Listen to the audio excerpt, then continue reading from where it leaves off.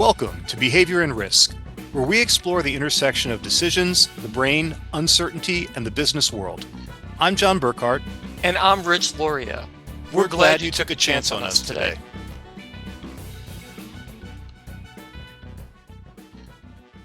Hydrogen is the lightest element in the universe, but it packs quite a punch.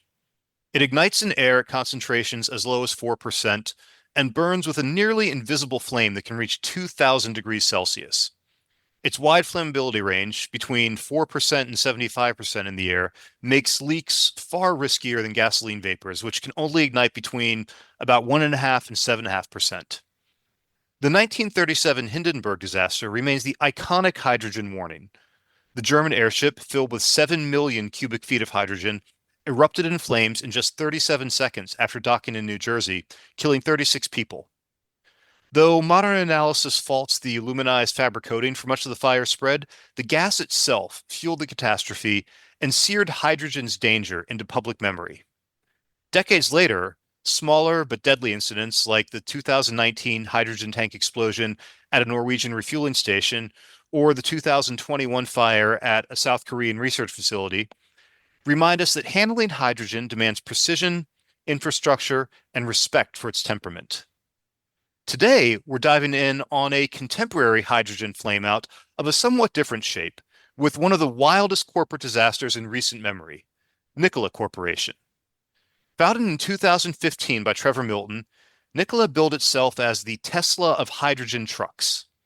It promised game-changing hydrogen fuel cell and electric semi-trucks, and by June of 2020, the company raised $740 million and hit a $3.3 billion corporate valuation.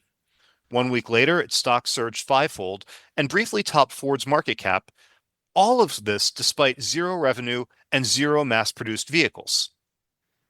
However, the hype didn't last. In September of 2020, Hindenburg Research, yes, Hindenburg Research, this is not a joke, dropped a bombshell report. Nikola's demos were staged, including a 2017 video of a truck simply rolling downhill on a 3-degree slope, staged to look like a functional operating vehicle. Founder Trevor Milton resigned days later. In October of 2022, a federal jury in New York convicted him on 1 count of securities fraud and 2 counts of wire fraud. He was sentenced in December of 2023 to 4 years in prison and a $1 million fine plus restitution.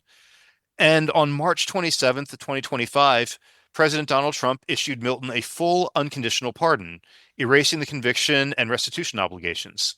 That same week, Nikola filed for Chapter 11 bankruptcy. How did it get this far? We can start by examining the money trail. From 2016 to 2019, Nikola raised over $500 million across 4 rounds of VC, jumping from $300 million valuation to $3 billion, while admitting internally that its flagship Nikola One had been abandoned since 2016. Milton cashed out roughly $790 million in 2019.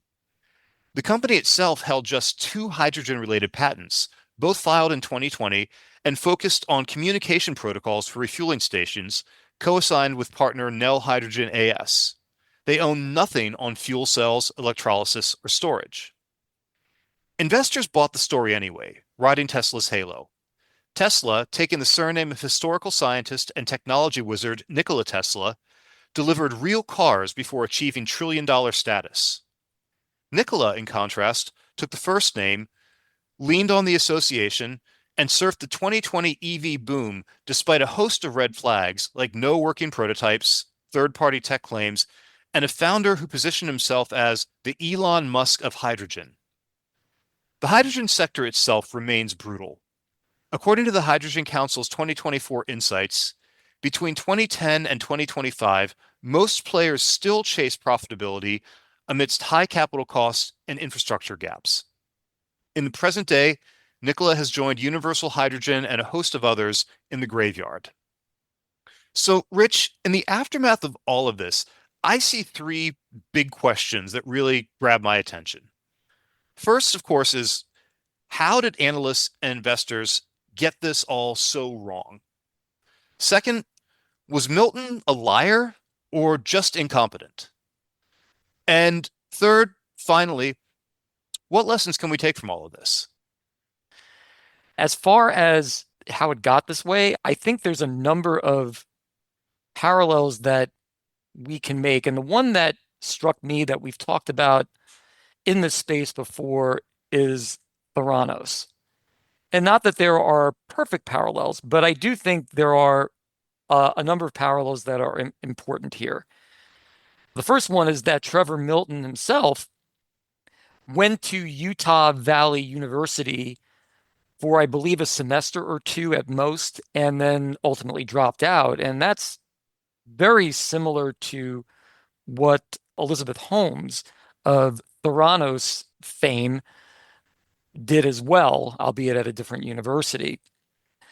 Also, I wonder a little bit about Trevor's background. It states that he lost his mother to cancer at age 15.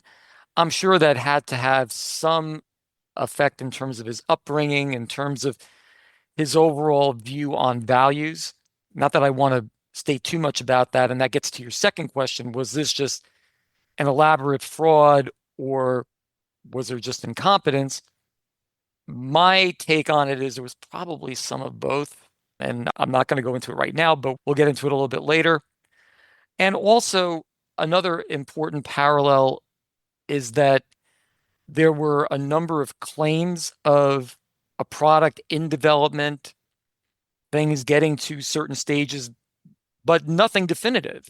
And that's very much like what happened with Theranos. They never had a working product. Neither company did. So it's just striking that this type of thing happened, albeit in a different space, but also again involving technology. Yeah, I'll admit that I framed up those first two questions. How did this happen? And what's the nature of Milton's failure here?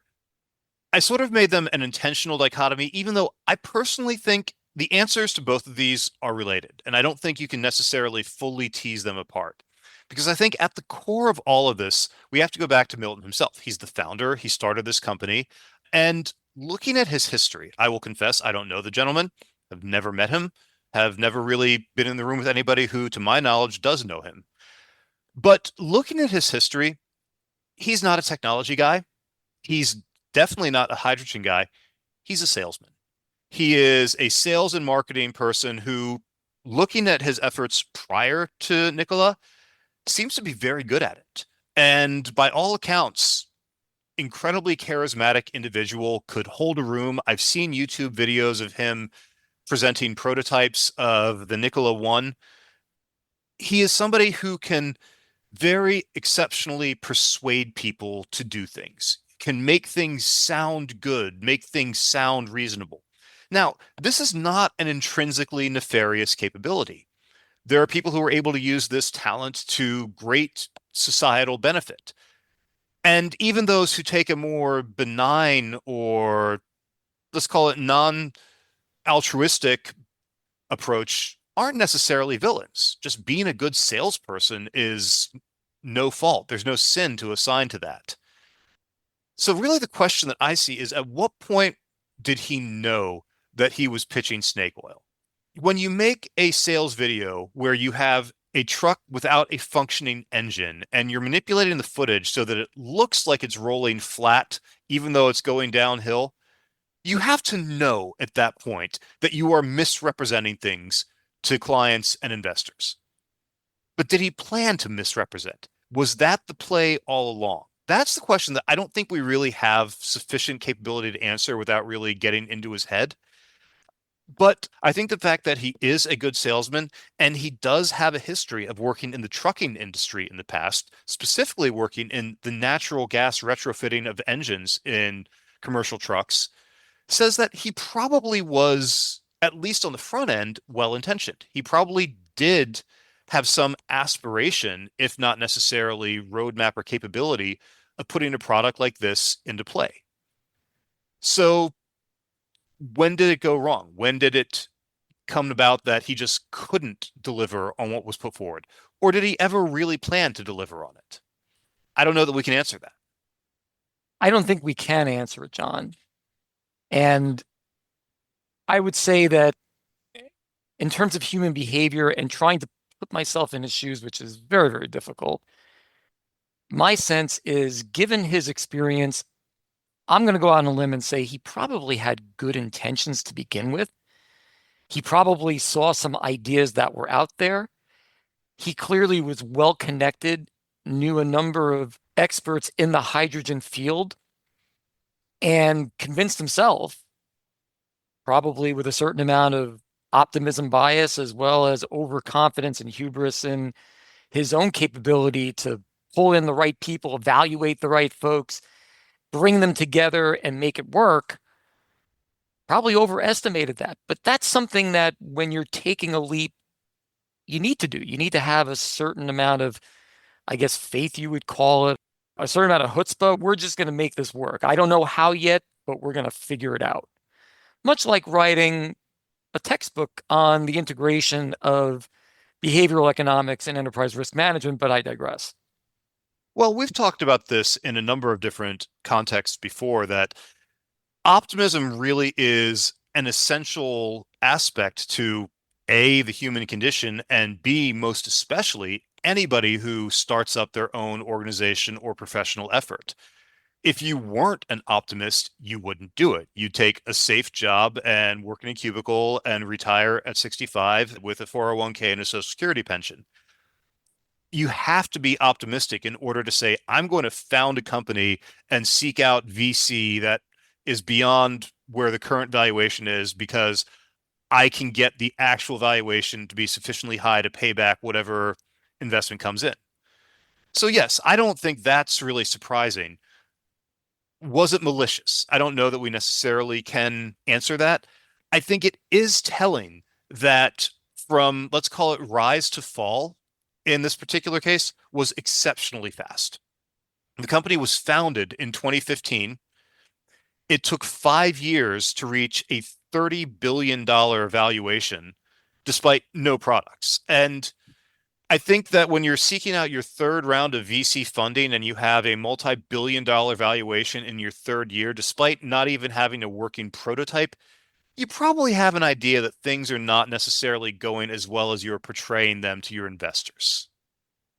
First of all, John, I'd like to know, do those cubicle jobs that you can work at until you're 65 and collect Social Security, do those even exist anymore? But I digress again. Anyhow, I do want to address your point about what might have been going on and how nefarious it was.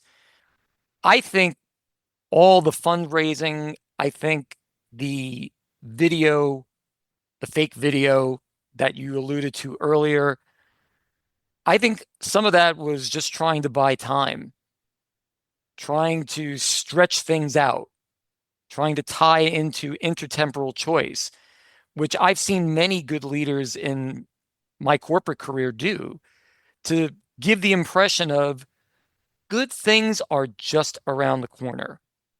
They're not here today. We know that, but they're not that far away. You just need to hang in there.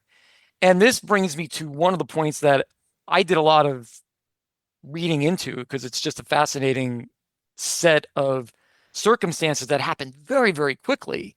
I mean, you alluded to the 5-year period between the rise and fall. And I point to a specific 2-month period in 2020, which was the signing of the partnership deal between GM and Nikola, which really changed everything and validated the whole Nikola business model. And then 2 days later, the Hindenburg folks sending out that research indicating all the problems going on at Nikola. What an unbelievable whirlwind of events. And then the GM folks, at first, I think almost plausible deniability about some of the things in that report. If you read some of the initial statements from then CEO Mary Barra of GM, if you read some of the other comments that came out from GM press release and even some of the defense, obviously from Nikola, there was an initial like, no, there's not much legs in this. Don't pay attention to that. And then 2 months later, GM trying to do an about face without making it look completely like an about face. But let's face it, when you promise to buy 11% of the shares and have that kind of significant equity stake worth in the range of 2 billion, and then 2 months later you come back and say, we still believe in this company, but that equity stake, let's forget about that. We'll be a supplier to them of certain technology that we already have that they'll make good use of. We'll continue along in this type of quote unquote partnership, but it's no longer a partnership at that point. A $2 billion stake is a hell of a write-off. It reminds me quite a bit of the Frank fraud case that we discussed earlier, where, at least to external appearances, there was a whole lot of greed and self-interest on the part of the acquiring party that caused them to perhaps not do the level of due diligence that they should have, because they themselves were being optimistic and they themselves suffered from intense fear of missing out. And I think in the context of GM in particular, this is quite explainable. We asked, how did people get so taken by this particular case? I think with GM is very understandable.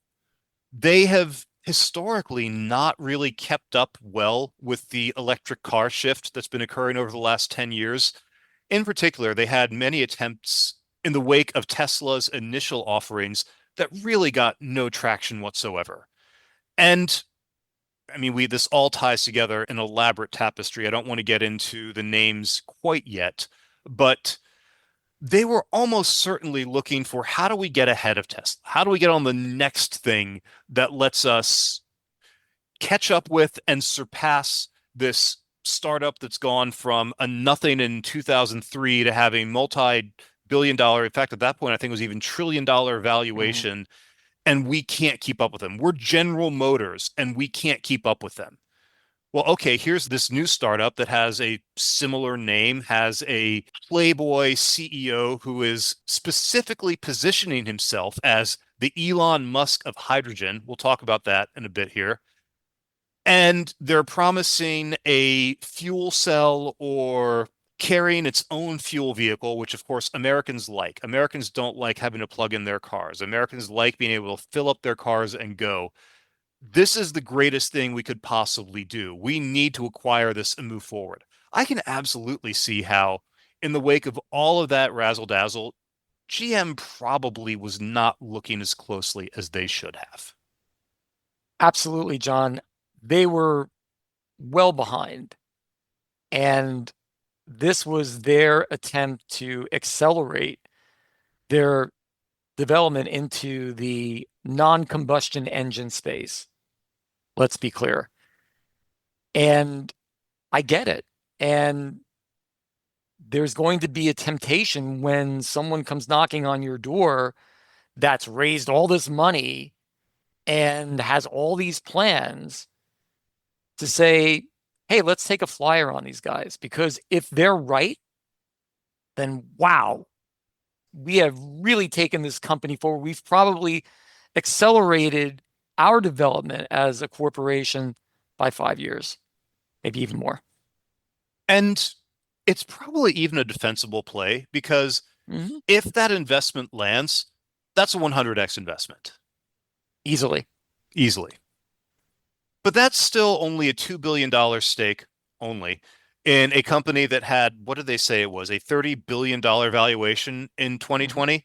So how did everybody else get taken? I know we've talked about that by implication, and I think it goes back to some things that we've talked about with Milton himself and him being a good salesman. And I think it relies heavily on this notion of representativeness. And I think Milton himself was, in fact, I'm not going to say I think, Milton himself was very aware of this and actively leveraged this. And this is why I think it gets a little murky in terms of intentionality and were these ethical decisions and positions that he took.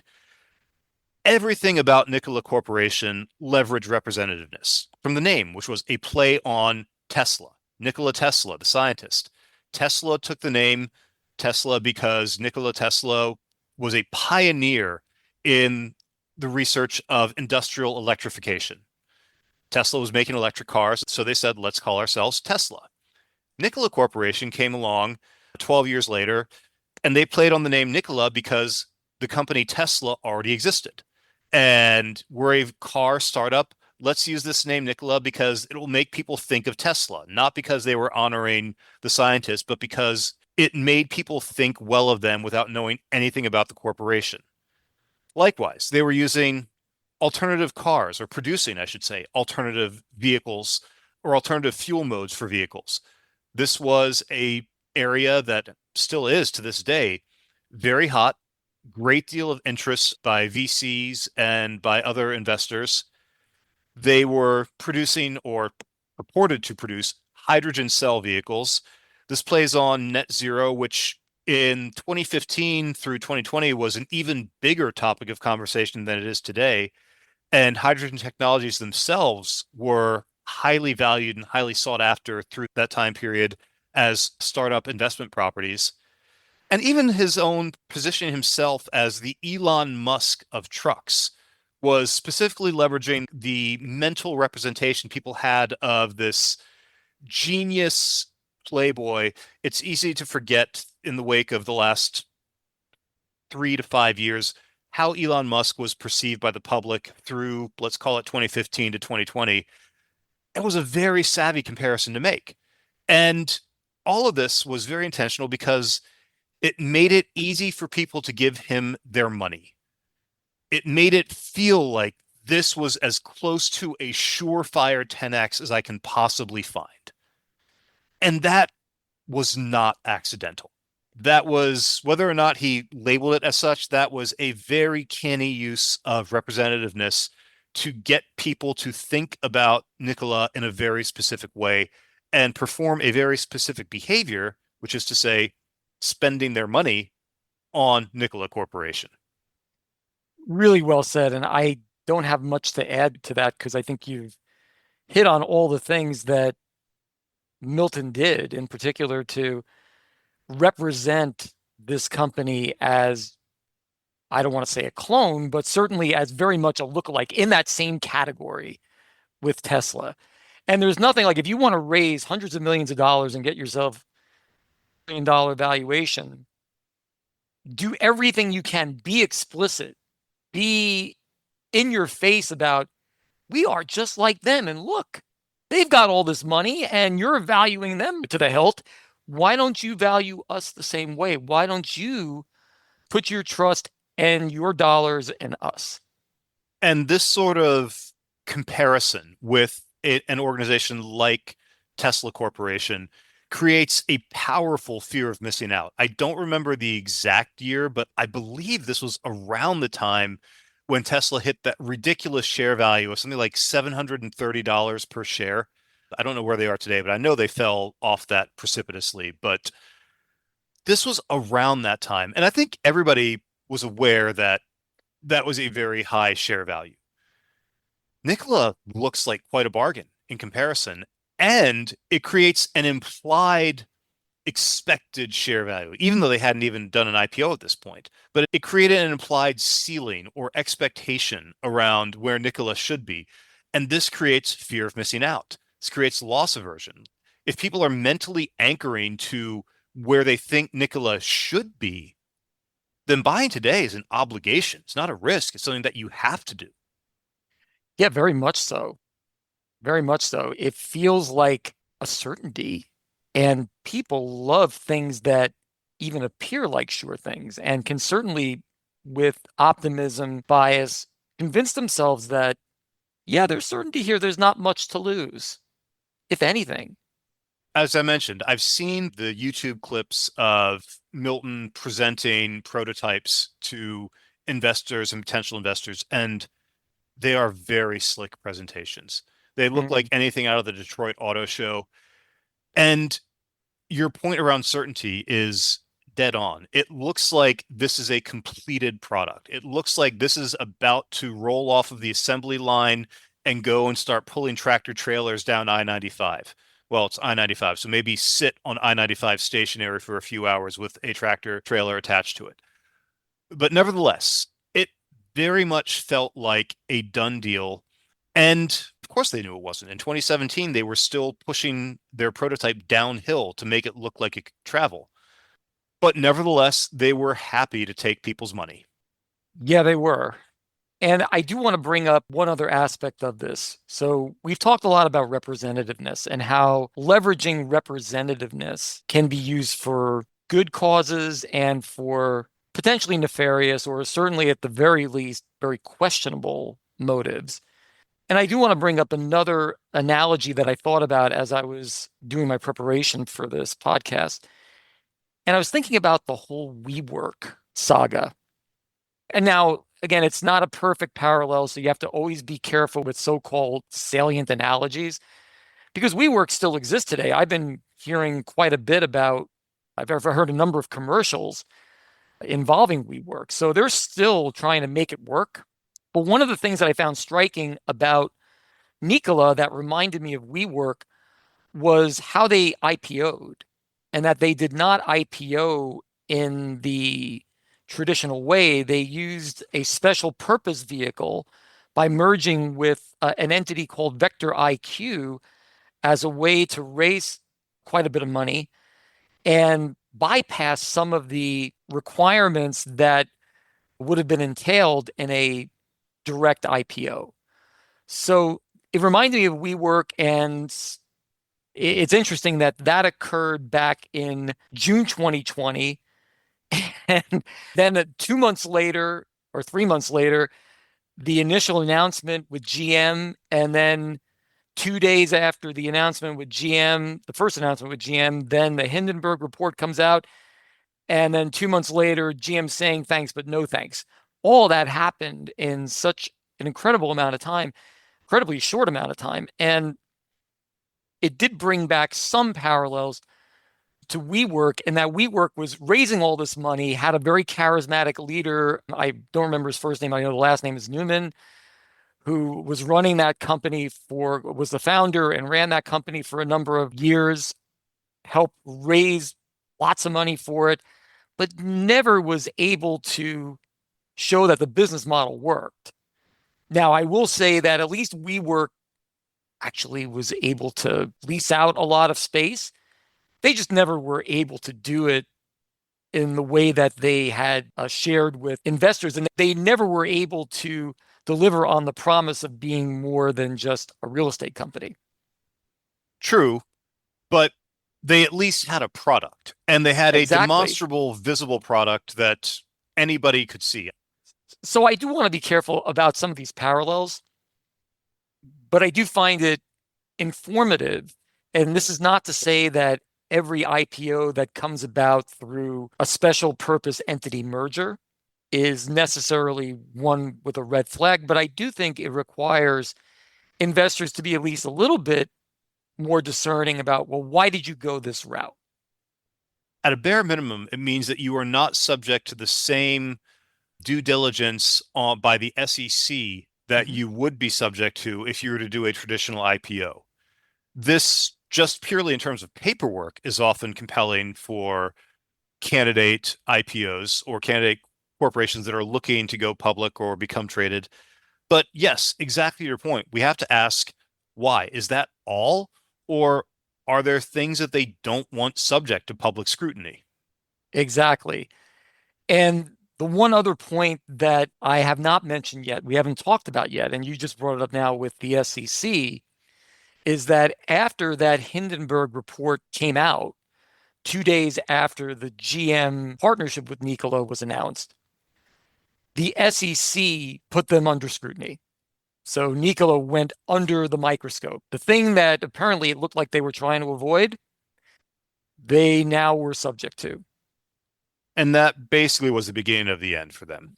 It was because once that happened, all bets were off. There was a loss of confidence, a loss of credibility. It eventually led to Trevor Milton stepping down and a whole cascade of events. And I personally think what GM did in November in essentially backing out of the deal was trying to not completely embarrass Nikola. Although, if you read between the lines, I mean, it's very obvious what they were doing. Something I find very interesting, and I don't really know to what extent this impacts our risk and behavior conversation, but just I find a fascinating illustration of size and scale is the fact that, yes, the house of cards started tumbling down back in 2020.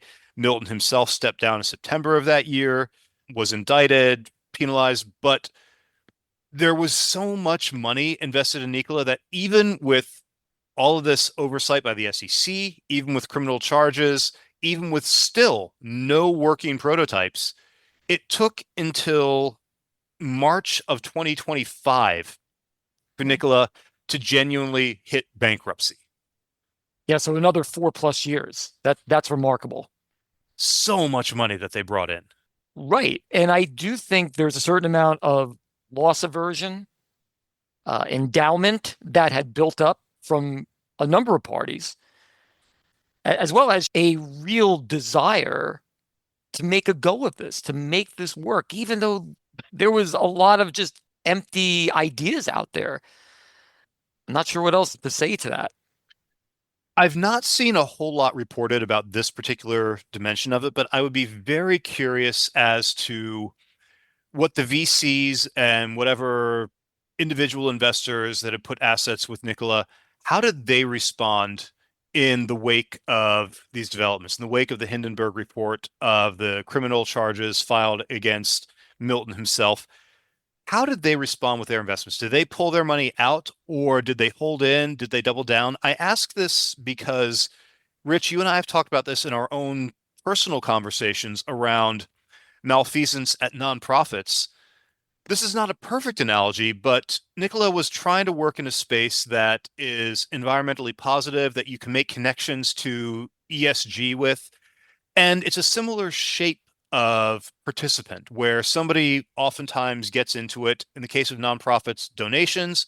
In the case of investors, investments, because they believe that they are doing good, that they are supporting things that are positive for the world.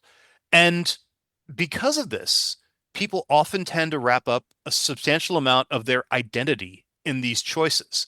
And it can be very hard to convince them that any malfeasance was ever actually done because that requires them walking back a part of the identity that they have invested in the choices that they've made here. Now, I want to qualify. I am saying all of this speculatively. I don't know what these investors did because it's not been made public knowledge. It shouldn't be made public knowledge. But it would not surprise me if many of these individuals and VC groups kept their holdings because they believed that regardless of Milton himself, the Nikola value proposition was viable or not, valuable and the morally correct thing to invest in. And I wonder if that's why it took so long for bankruptcy to fully land. I think there's definitely a moral imperative that's tied to identity and endowment of what the investment represented. And I'm sure there was some of that going on. I also think there was probably old-fashioned loss aversion that many of these investors probably got in at a very high price when Nikola was somewhere in the 30 billion valuation range. They bought high and they did not want to sell low. And we're going to try to hold on in the hope that somehow this company was going to be able to turn it around, especially once you pulled out the main actor who had misled a number of these investors in Trevor Milton. Once you pulled him out, there was maybe the sense of, okay, this thing will get cleaned up, this thing will get organized. Let's hang in there with this investment. There's a sort of broader lesson that I want to speak to here that really takes in all of these different elements that we've been talking about here, which is that when you are evaluating a particular corporation, asset, or opportunity, you need to be very cognizant of when there are lots of parallels or associations drawn with existing successful groups, with historical assets or individuals, with strong mental representations with success. Because this is something that allows somebody to lie by implication. If we look back at what Milton and Nikola presented to investors, Very, very little was overt misrepresentation. We can say, yes, there was that commercial, but other than that, everything really was largely an optimistic presentation of things where they never specifically said, hey, guess what? We have a working prototype. Or, hey, guess what? We're about to go into production.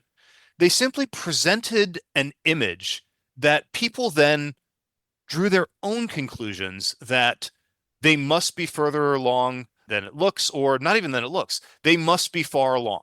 They have so many similarities with all these other successful groups. They must be successful as well.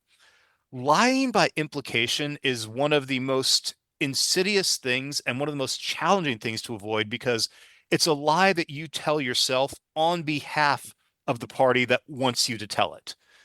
And so when you see this constellation of representation, of association with historic success, of other organizations that are similarly minded or of similar backgrounds, this shouldn't automatically be a red flag, but it should be a sign to not tell yourself a story about it. At that point, you absolutely need to do all your own due diligence and go to the books. You can't trust your own snap judgments or heuristic evaluations of organizations like this, because that is one of the easiest situations for them to leverage you. And not only that, but also be careful not to get drawn in by social proof, which can easily occur. There's a lot of chat groups now, chat boards, those types of things with like-minded investors, and it can be very easy to get caught up in the excitement of a company representing itself as the next great thing, as the next shiny new toy. It's very easy to get drawn in by innovation bias because we love innovation, and that's how mankind progresses. That's how we continue to develop as a species and are able to better take care of ourselves and have and hold dominion over the planet. One other aspect to it, not only do you have to be careful with social proof with these kinds of representations, but also with regards to authority bias, where maybe, for example, in this case, one thing, John, we hadn't talked about is the fact that the California Transportation Authority provided 58 million in funding to Nikola for hydrogen stations. And I am sure that news was out there in the public domain and gave a certain additional amount of legitimacy. We need to be careful about that. Just because the government funds something doesn't necessarily mean that they've done their due diligence about it either. You really do need to see these things with your own eyes and to be aware of your own heuristics, your own shortcuts that you might want to take to be able to jump to that conclusion to confirm perhaps what you want to believe about a particular opportunity. There's a bit of an interesting postscript to this entire conversation. Rich and I did most of our research and preparation for this episode in September of 2025. Certain things we were not aware of at the time. As we mentioned, Trevor Milton himself received a full presidential pardon, meaning he was acquitted of all crimes and all financial penalties were rescinded. And as of October of 2025, Milton has acquired Cyberjet Aircraft, a private jet manufacturer, and appointed himself as CEO. He has stated publicly his intent to bring in engineering talent from his previous ventures, specifically in support of the SJ-36 light jet. Now, I don't know about the rest of you all, but I'm going to be very curious to see what kind of Hindenburg reports come out in the coming years.